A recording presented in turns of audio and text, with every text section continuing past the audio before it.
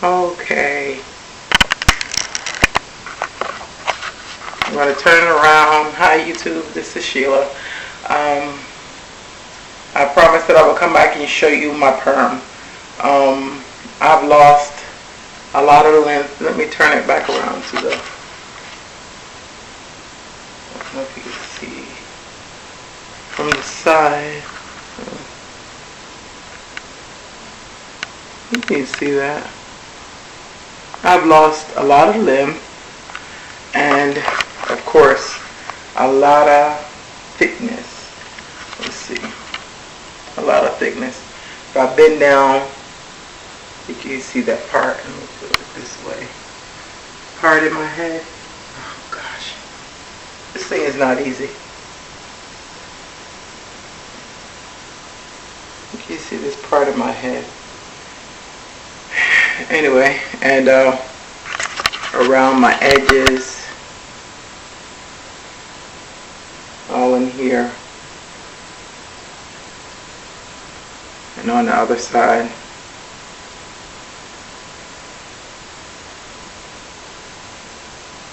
See how the edges are gone, all up in here. So I couldn't. Well, let's see.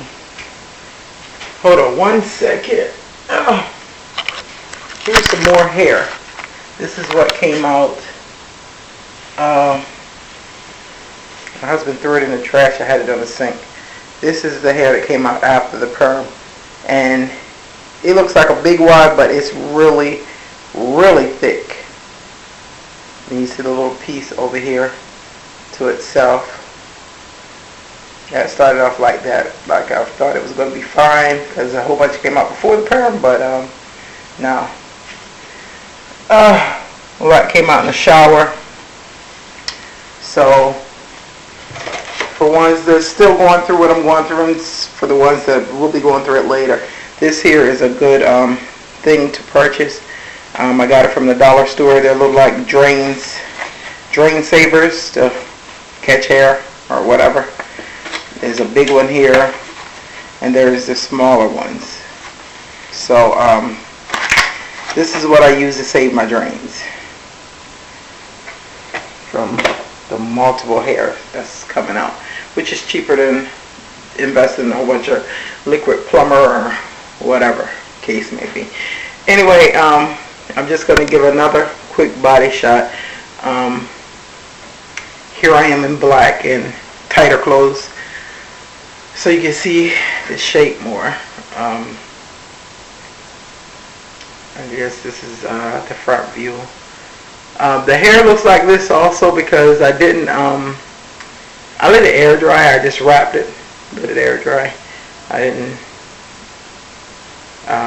go under the dryer like I should have. I had a busy day, tired. Anyway, here's the front, and here's the right side.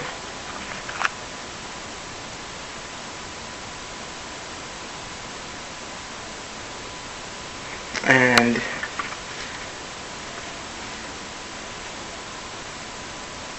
the left side. Again, there's a lot of belly here I'm still dealing with, but it beats where I was. And let's try to get the back.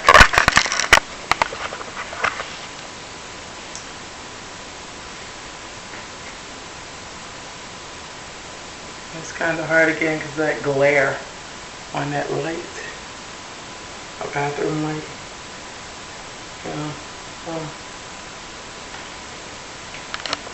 Anyway, so that's a body shot. Maybe I can get one of my kids to do it for me next time. But also, what did I want to say? Oh, someone had sent me a message about the biotin, and I forgot to mention it the last time that I've been taking biotin for at least 10 years. That's one reason why my hair was so long in the beginning, in the first place. Reading is the hair, nail, and skin.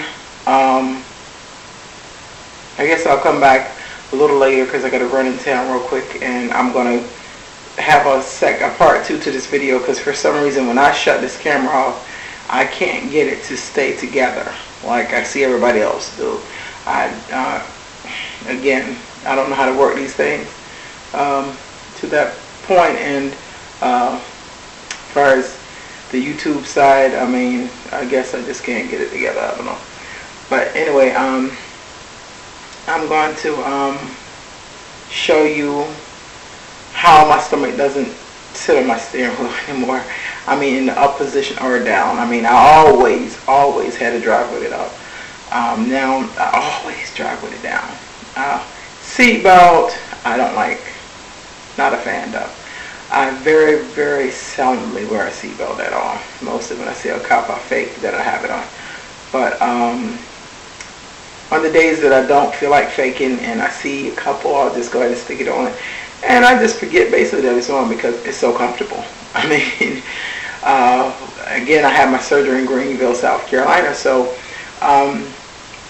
when I used to go get transportation and go over there, didn't feel like driving for whatever reason, they used to have to give me a seatbelt extender. And after I started my protein shakes 30 days before surgery, the next time I went, I didn't need it anymore. It was like, wow, you know, it was really amazing.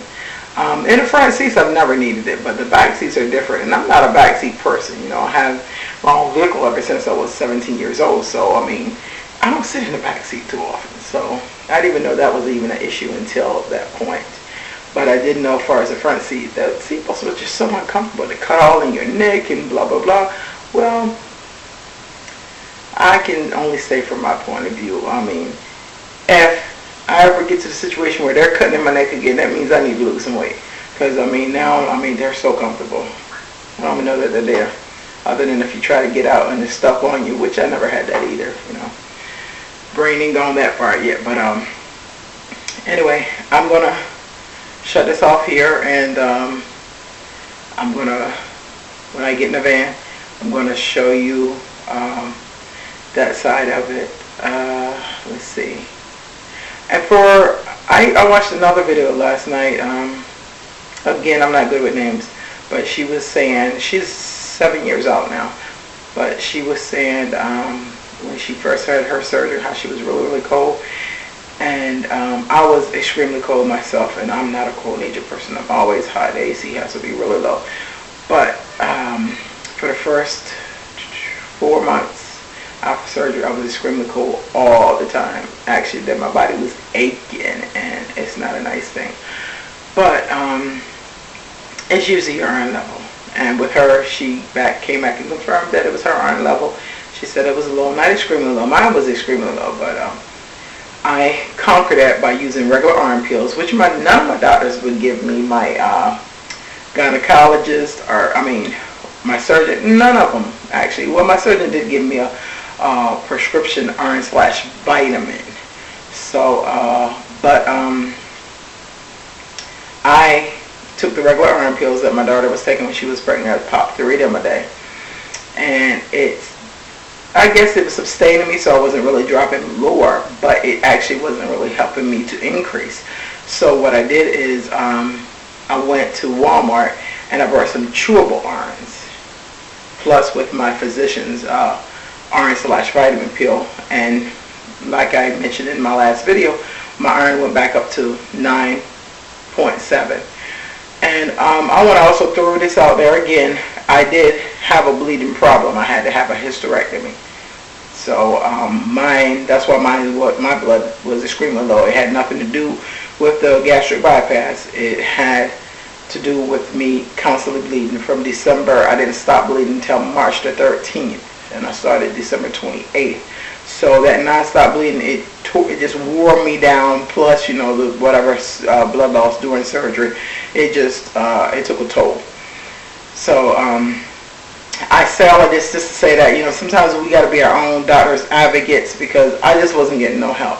And again, as we're on another side now. Like I heard another lady say in another video, that we're different people. And yes, we do set aside from normal people, because we're no longer normal. Our body is not functioning like it used to. So, and with that said, I have had a lot of problems getting a doctor that wants to actually follow me, to have anything to do with me. It's like I'm a diseased person. Like, I can't touch you. My first gynecologist, before my gastric bypass, he was going to take out my uterus. All of a sudden, I can't touch you. You're high risk, you're this or that. Hello. I mean, why didn't you tell me this before? I would research, before I had my gastric bypass, I found somebody else. Are you serious? But then I went to another doctor. That didn't work out. And finally went to a third one, to MCG Medical Center over in Augusta, Georgia, and they took care of it. I mean, I feel much better. Guys, I'm 40 years old. No more periods. Yay. And I have my ovaries, so I don't have to worry about taking, what they call it, hormone drugs. So, I mean, it's wonderful. I mean, wow. I've been waiting all my life for this, And I know people that are in their 60s, females that are still having. Thank God I don't have to be one of them. Anyway, I'm going to turn this back on when I get in my van. Can I say anything else? On that biotin, I will be stepping up on it. I noticed the hair, nail, and skin. I use the Mason brand. It's very hard to find in most cities. That's one thing I loved about South Florida when I lived there. You can get anything in almost everything. Also, I have a grease that's made by Haitians. And trust and believe, they got some good stuff. And with my edges around in here, I've been using the grease that my daughter brought up from Fort Lauderdale, and that has really filled in a lot as well, because they were worse than this. So when I come back home, I'll run another video, so I guess it'll be part 3, and I'll actually show you that bottle. They also have the drops, where you just, drop it in, it's a liquid, and you put it in your troubled areas and rub it in a little, not really drastic, because you don't want to, worsen your roots worse than they are already. Because when we lose hair, we don't only lose it from the middle or whatever, we also lose it from the scalp sometimes. Some of it's from the actual hair root, and some of it is from just breakage in, in between, in the middle there. So, and I mean, that's how I've been losing. I'm quite sure that's how everybody been losing. We're on the same team, we're doing the same game. So, and that's how you get to see all this big major parts and all this crap in your head, because you do lose it from the scalp as well as breakage, because the hair is getting dry and brittle. And I want to say I did have got my daughter to cornrow my hair before. I just took it out. And that's why it's so thick and stuff too. It did grow a lot, but you see how much it broke too. So I had it cornrowed at least 3 weeks. And I would have left it in longer. I mean, I was washing it, but it doesn't really wash out so great when it's cornrowed. It looks like it. I mean, you can't tell, but when you actually take the hair out, there's a lot of stuff on the hair. But I was using oils as well, like this oil here. Come from Dollar General. It's a vitamin E oil. So I mean, I was oiling it, so I don't know why still it was so extremely dry. Also, the tea tree oil. This thing is kind of weird for me. It looked like I'm putting it in the center, but actually when I put it up there, it's not in the center. Okay, but I was oiling it. I have castor oil, a lot of different oils. I mean, I'm not a grease person. I don't really do a lot of greasing, but because my hair has been extremely dry, I have been trying to use the oils. I may even come home today and apply some. Well, no. I'm going to come home later on and apply my Haitian grease to my scalp, because that, like I said, that stuff is really good. And when I lived in Florida, I actually used the liquid, and Then I let it sit there for like probably 5-6 hours and do its thing. And then I went and did the grease before I went to bed. And in 2 weeks' times, I mean, you'll see fur growing where if it broke off at the root, you'll see you have at least 1 inch. You know, in 2 weeks you'll see 1 inch growth. So it's really some good stuff. I call it Mandival. I don't know if that's the correct pronunciation, but I think it is. Anyway, let me get out of here. You'll see me again when I get in the van. I'm having some internet issues today, so hopefully I'll be able to get this up. It's just been one thing after another, but that's okay. It won't stop me, believe me. It might slow me down, but it won't stop me. But anyway, YouTube family, I will be back. Bye, guys.